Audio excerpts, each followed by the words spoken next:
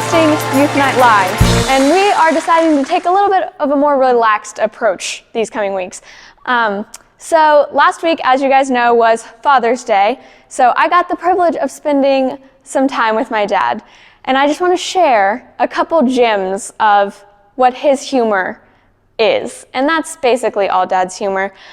But what happened? My friend, she cut her bangs on accident. She didn't really mean to, and he was like, "Oh, so you cut your hair?" And then she actually came back at him and said, "No, I cut more than one." And that was funny. And then something was said about, "Are you a smoker?" And he said, "Yeah, I smoke brisket and pork." So that's my life, and that's what my dad says. So let us know what yours say. My peeps out there, it's me, Blue Cheese with a Z, and today we are playing Exit Ball. Here's what's gonna happen. There's gonna be a basket on your head, and we're gonna throw. Kobe would miss it, but MJ, nope. Get more eggs in the basket than your opponents, you can win.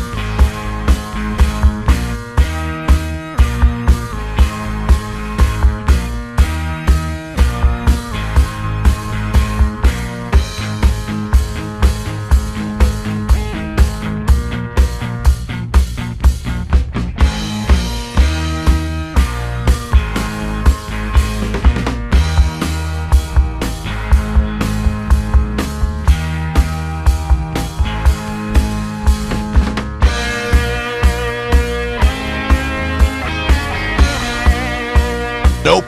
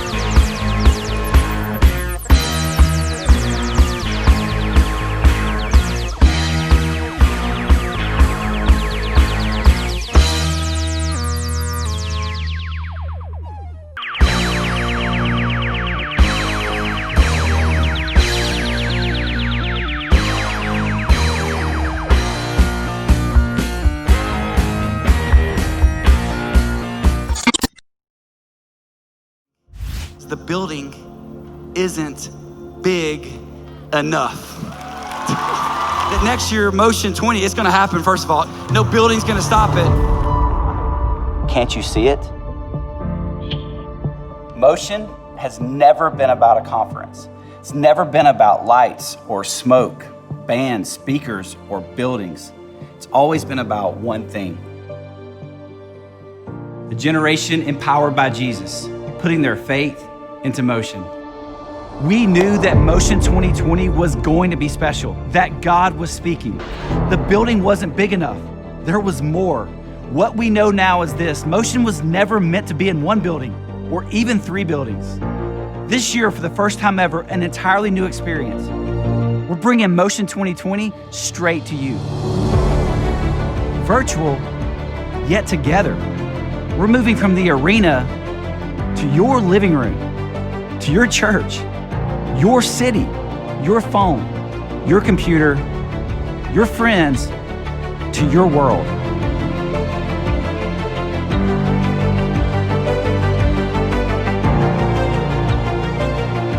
Without these walls, the impact is limitless. There's never been a better time to join the movement. One purpose, 3 days, all invited, all welcome, all belong, all together. A generation in motion.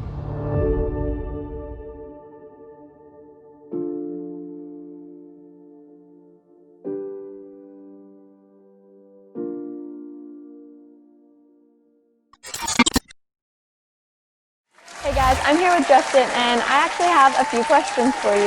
Is that cool? Let's do it.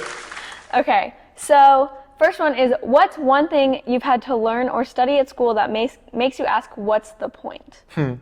So when I was in 7th grade, shout out to the 7th graders, both those that were once in 7th grade and going into 7th grade, which is basically 2/3 of the people listening. Anyway, so we had to do a home ec class, home economics. And we had to learn how to use a sewing machine. Like, people were making all kinds of stuff, like backpacks and like stockings, and all I kept making were bags. Because it was just like straight line, turn, straight line, turn, straight line, done. Yeah. So I think I made a scarf one time.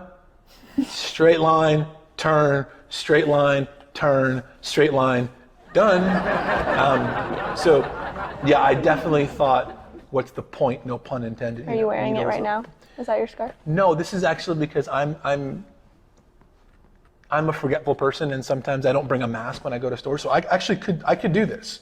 Straight line, turn, straight line, turn, straight line, turn, straight line, and you snorted. So anyway, what's the point of a needle? Like, that's ridiculous. Like, I don't want that. The point of a needle. Yeah, you get it? Point, sharp, what's the point? Point is that. All right, so second question. On a scale of 1 to 10, how difficult is it for you to trust God when you're dealing with difficult circumstances? Oh, man, I really wish you wouldn't have asked that, because here's the thing. I think so many times people sit back and go, oh, you work at a church. You must think it's so easy to follow God. Like, it's not. Like, it isn't. Like, when things happen and you're like, how on earth am I supposed to respond to this? Yeah. And just be like, okay, God, I trust you in the middle of all of this. Like 2 years ago, I decided to step out of working at the church that I had spent 20 or so years of my life in. And it was the hardest decision. Think about like changing schools. You're like, I'm just gonna step out of school for a while. COVID. And so like, here I am, and I'm like, I don't really know what's gonna happen next. I'm taking care of a 5-6 month old, which, how do I do that? There's no book on it. But I kept sitting back going, okay, man, I'm gonna trust God at this. I'm gonna trust God. And then I would like take it back.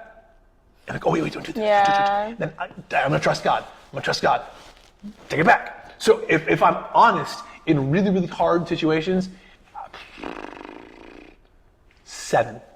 Yeah. 7 out of 10. What about you? I'd say mine's probably a 7 or 8. Like, it's, I like to control situations. And so Shocking. when things, oh my goodness.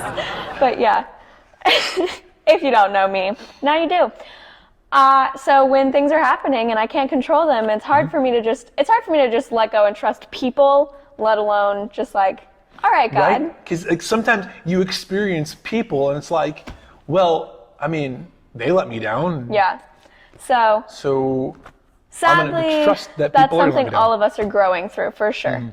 But And just so you know, if you're out there going, I thought I grew through this and I didn't, it feels like 2 steps forward, 1 step back. Like, I got this. Oh wait, shoot, I'm still working on that. It's okay. It's totally okay. It's a journey. Yeah. It takes time. we all still grow, continue to grow. Yeah. We are growing. Next question, number 3. Do you think God can use someone's difficult circumstances for good? Why or why not? I hope so. Like, think about that for a minute. If like God couldn't use difficult circumstances for good, like that's a problem. And the Bible actually says that God uses all circumstances for our good. And I think sometimes we misinterpret that. And we're like, oh, what that means is like, I'm going to get my way. I'm going to get my stuff. No, that's not it. Like, if I got all the things that I think I want in the moment, man, I would be like, not here. And I would definitely not be married to my wife, like probably would not have my wonderful son. Shout out to Monster Jam for making my life crazy. It just wouldn't be what I thought. I mean, here's the thing, we've been in this series, we've been talking about Joseph. And here's a dude who like has a dream, tells his brothers and then his parents, oh, you're gonna bow down before me. They get mad. They throw him in a hole. They leave him there, like intentionally. Then they go and they sell him into slavery, like bad on bad. And then he starts to kind of see a glimmer of hope, only to have the guy he's working for's wife hit on him and be like, yo, bro, come on over here. He says no. He does the right thing. And she goes live. And Potiphar's wife ends up looking like this squeaky clean chick, and Joseph is thrown in jail. Like, if the story stopped there, there's no hope. But with God, there's always hope. And so I think God does use difficult things for our good. We just don't always see it as our good. That goes into this next question. It's, what's one way you've seen God use someone's difficult circumstances for good? So Joseph, he's in prison. Right?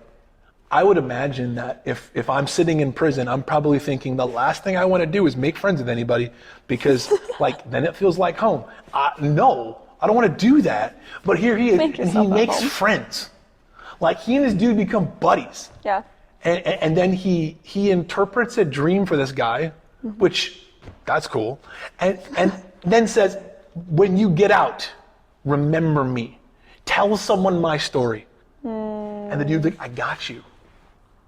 He gets out and forgets to tell the story. He doesn't got him. Not for like a week, not even a month. Dude forgets for 2 years. And Joseph is just sitting there going, and if I'm in that spot, I'm like, never making friends again. Forget this. Like, what's the point? Like, I'm gonna sit in the corner and just cry. But eventually, this guy remembers, oh wait, I told Joseph I was gonna look out for him. I was gonna tell Joseph story, and does, and like Joseph gets removed from jail and eventually gets put in this really cool position to like be second in command of all of Egypt. Like, that's a big deal. And so reading that is encouragement, because it really happened. I think sometimes we look at the Bible and like, oh, these are just really cool like bedtime stories. No, these are real people going through real things. So that's a definite like, wow, God used that one for crazy. He took him from the pit and put him in the palace.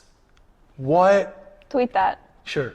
If you have Twitter, tweet that. Put him from the pit to the palace.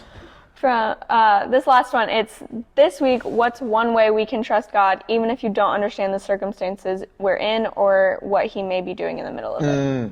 So when you find yourself in the pit, what are you going to do? When you find yourself in the prison, what are you going to do? Yeah. I think the next thing that comes to mind is another P word, and that's pause. Mm-hmm. Pit, prison, pause. Instagram that one. Anyway, I said that's the dumbest thing ever. If you're in the pit or you're in the prison, press pause and then ask the question, like, how can God use this? Like, dream a little bit. Like, how can God use this? Like, imagine if Joseph, he's sitting in prison and he's like, how is God going to use this? He's sitting back and he's like, well, maybe he'll take me out of here.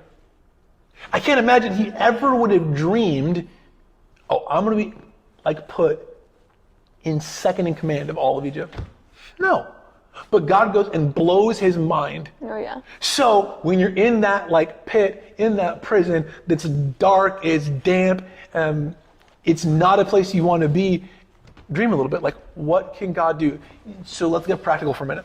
Mm-hmm. COVID, right? And you're like, I still don't quite have the summer that I wanted to have. Well, what's God going to do? Like, how can God use that? For me, I went wakeboarding not too long ago. A thing I never said I would do, but because, like, why not? I wasn't good. I fell down a lot. For an hour and a half, I fell down, but eventually I got it. I went wakeboarding too. And then I fell down. Yep. Oh, yeah. Or maybe you're sitting Water back in the going, nose. you know, so-and-so said something about me, and it, like, hurt my feelings. Okay, well, how can God use that? Dream about it. Dream big. Well, maybe God's going to actually give you an opportunity to demonstrate his love, his forgiveness, his grace to that person. And as a result, they're going to go, okay, maybe I was wrong. Like, how did you do that? And then invite them to church. And they come to church, and then they find out that Jesus loves them just as much as Jesus loves you. And then now they're like, hey, I want to know Jesus. Like, that's a really cool story. So in the pit, in the prison, press pause, and then ask the question, how could God use this? Yeah. What's the palace? Yeah. Ooh, that's good. That's good. Okay, so we're going to go with it. In the pit, in the prison, pause, and ask, what the palace? I like it. Oh my goodness. Well, Pit, prison, pause, palace. thank you, Justin, for your time today. That's all we have time for tonight. But thank you guys for tuning in. See ya.